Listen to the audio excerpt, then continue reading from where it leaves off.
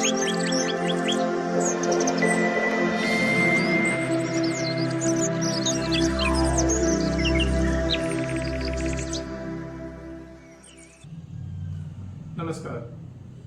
हमारे जीवन शैली की गलत आदतों की वजह से, हमारे रहन सहन खान पान की वजह से, या फिर जैसे कि ऑफिसों में लंबे समय तक बैठकर काम करने, या फिर कई लोग खड़े खड़े ही बहुत देर तक काम करते हैं, या फिर व्यायाम करना, इस तरह के अनेक कारण की वजह से आजकल घुटनों में दर्द की समस्या बहुत तेजी से बढ़ रही है।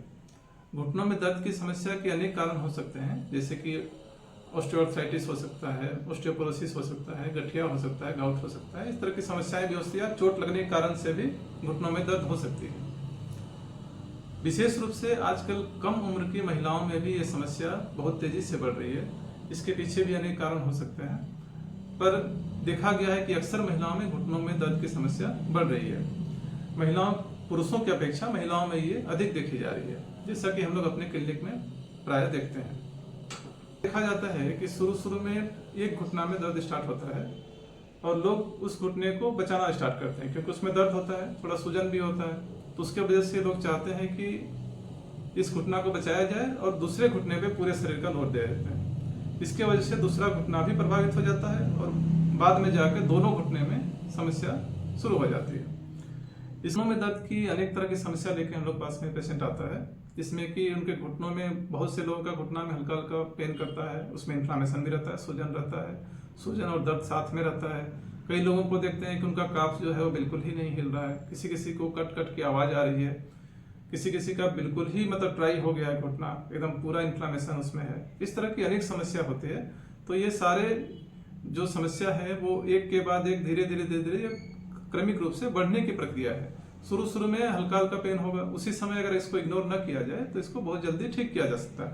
पर लोग उसको देखते रहते हैं, कुछ मेडिसिन वगैरह लेते रहते हैं, जिसकी वजह से वो धीरे धीरे बढ़ते जाता है और बढ़ते बढ़ते ये बहुत अत्यधिक दर्द की समस्या क्रिएट करता है। घुटनों में दर्द के लिए अनेक तरह की औषधियां आती हैं, अनेक तरह की प्रक्रियाएं हैं, थेरापीज हैं, ऑपरेशन भी किया जाता है। पर विशेष रूप से घुटनों में दर्द की समस्या के लिए जानू बस्ती इसका सर्वश्रेष्ठ चिकित्सा माना गया है। आयुर्वेद के अनुसार जानू बस्ती से इसकी समस्या को पूरी तरह से ठीक किया जा सकता है। जानू बस्ती क्या है? इसके नाम से ही पता चल रहा है कि जानू का मतलब ही होता है घुटना। तो घुटनों में जो स्थानिक रूप से जो हम लोग शोधन करते हैं उसी को जानू बस्ती कहा जाता है। आयुर्वेद में शोधन चिकित्सा के पंचकर्म चिकित्सा में हम लोग जानू बस्ती जो स्थानीय चिकित्सा करते हैं उसको जानू बस्ती बोलते हैं। जानू बस्ती में विशेष रूप से घुटनों में दर्द के लिए इसका एक रामबाण चिकित्सा माना गया है। किसी चोट के कारण हो, गठिया के कारण हो, ऑस्टियोपोरोसिस के कारण हो, ऑस्टियोआर्थराइटिस के कारण हो, या फिर किसी भी कारण से अगर घुटनों में दर्द की समस्या हो रही है, उसमें सूजन है या दर्द है, इस तरह की किसी भी तरह की समस्या हो रही है, तो इसके लिए जानू बस्ती बहुत ही उपयोगी होता है।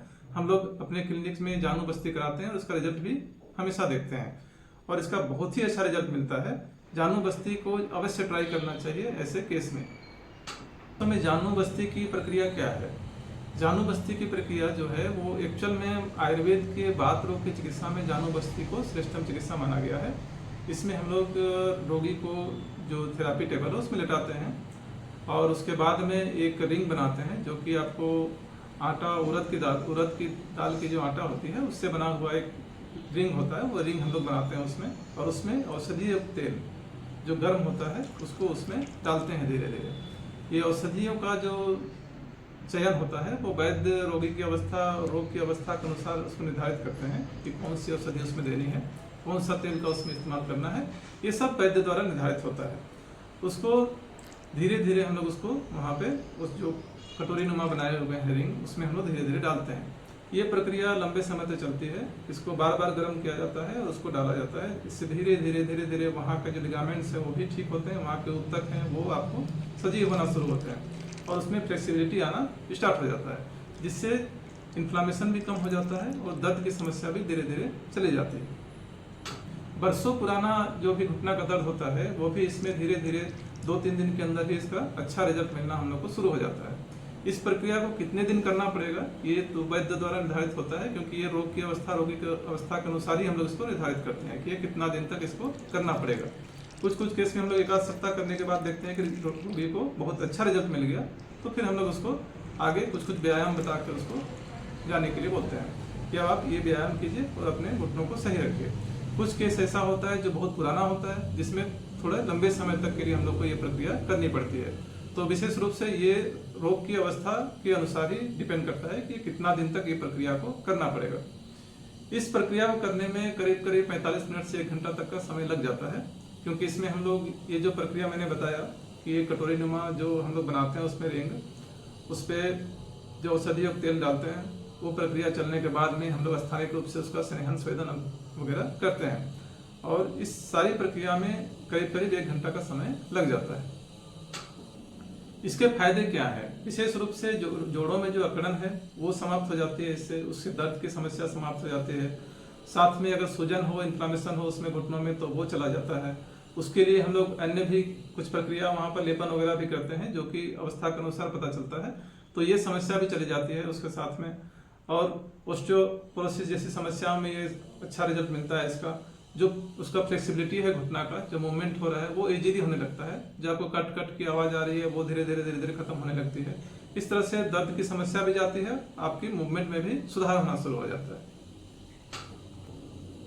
इसको बार बार करने से मांसपेशियों में जो एक फ्लेक्सिबिलिटी आती है, जिसके वजह से आपका एक जीवन शैली में ही परिवर्तन आना शुरू हो जाता है। आपका जो चलने का ये है वही चेंज होना शुरू हो जाएगा। आपको एक हल्कापन महसूस होगा अपने घुटनों में, और ये समस्या को धीरे धीरे ठीक कर देता है। ये तो हुए इसके फायदे की बात, पर इसमें हानि क्या होता है? विशेष रूप से हानि कुछ नहीं होती है। यह प्रक्रिया बहुत सावधानी से की जाती है। इसमें कुछ सावधानियां हम लोग बरतते हैं, हानि की बात इसमें नहीं है। विशेष रूप से जो तैल है वो जड़ी बूटियों से निर्माण होता है, वो उस तेल को हम लोग उसमें डालते हैं, तो इसमें किसी प्रकार का साइड इफेक्ट होने की संभावना नहीं होती है। पर विशेष रूप से जो हम लोग ध्यान देते हैं वो है तेल कितना गर्म है, और जो त्वचा के लिए वो सही है या नहीं है, उतना टेम्परेचर हम लोग ऑयल का रखते हैं। तो इसी पे विशेष रूप से ध्यान देने की जरूरत है। अगर मान लीजिए वहां पे कुछ गड़बड़ी हो जाए या हड़बड़ाहट में अगर तेल गर्म रहे तो त्वचा को नुकसान पहुंचा सकता है स्थानिक रूप से।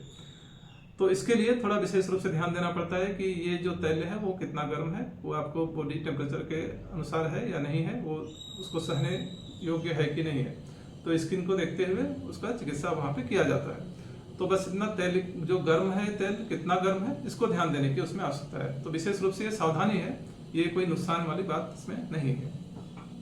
कुछ लोगों के त्वचा में जब इसका हम लोग इस्तेमाल करते हैं तो औषधीय तेल की वजह से किसी के त्वचा में उसका जलन महसूस होता है, तो उसका स्थानीय चिकित्सा हम लोग करते हैं साथ में, या फिर तेल को ही चेंज करते हैं। इस तरह का कुछ छोटा मोटा समस्या इसमें हो सकता है। विशेष सावधानी जो हम लोग इसके लिए बोलते हैं वो है कि जब इसको आप प्रोसीजर कंप्लीट हो गया आपका, आधा घंटा 45 मिनट 1 घंटा तक जो आपने उसमें मतलब कि बस्ती करा लिया, उसके बाद तुरंत स्नान करने के लिए हम लोग मना करते हैं। साथ में आपको एसी में नहीं बैठना है कुछ समय के लिए।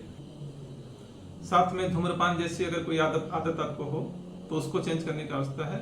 ये सब जो प्रक्रियाएं होती हैं, शोधन प्रक्रिया, उस दौरान हम लोग किसी भी तरह का धूम्रपान को मना करते हैं। और वास्तव में जीवन में इस तरह की चीज़ों को नहीं लें तो ही अच्छा है। ये भी आपको हानिकारक होते हैं, आपके घुटनों के लिए भी। कई बार देखते हैं कि थेरापी के तुरंत बाद स्नान कर देने से उसमें जो हम लोग स्थानिक रूप से उसका स्नेहन स्वेदन किए हैं तो उसका प्रभाव कम हो जाता है। इसकी वजह से हम लोग पेशेंट को हमेशा बोलते हैं कि आपको तुरंत स्नान नहीं करना है, और साथ में आपको बहुत ठंडी हवा का सेवन नहीं करना है। उस समय आपको आराम से थोड़ा रहना है, और हल्का फुल्का व्यायाम जो हम लोग बताते हैं उसको नियमित रूप से आपको करना है, जिससे कि उसका रिजल्ट हम लोग अच्छी तरह से मिले। तो इस तरह से देखा जाए तो घुटनों की गतिशीलता को सही करने के लिए, घुटनों में जो दर्द है उसकी समस्या को ठीक करने के लिए ये जानू बस्ती बहुत ही अधिक उपयोगी है। इसको अवश्य ट्राई करना चाहिए। फिर भी इसमें कई तरह की सावधानियां हैं, इसीलिए इसको एक्सपर्ट की सलाह से ही करनी है। अपने से इसको करने की कोशिश नहीं करना है, क्योंकि इससे उसका रिजल्ट कम आएगा और आपको उसके प्रति विश्वास कम होगा। क्योंकि जो औषधियाँ होती हैं वो भी आपको वैद्य के निर्देश के अनुसार होती हैं, और उस प्रक्रिया में भी जो तेल को गर्म किया जाता है वो सब सारा चीज़ मतलब कि एक उसका वैज्ञानिक पद्धति है जो आयुर्वेद के द्वारा निर्देशित है, उसके अनुसार हम लोग करते हैं। इसीलिए इसको एक्सपर्ट की सलाह से ही करने के लिए हम लोग बोलते हैं। धन्यवाद।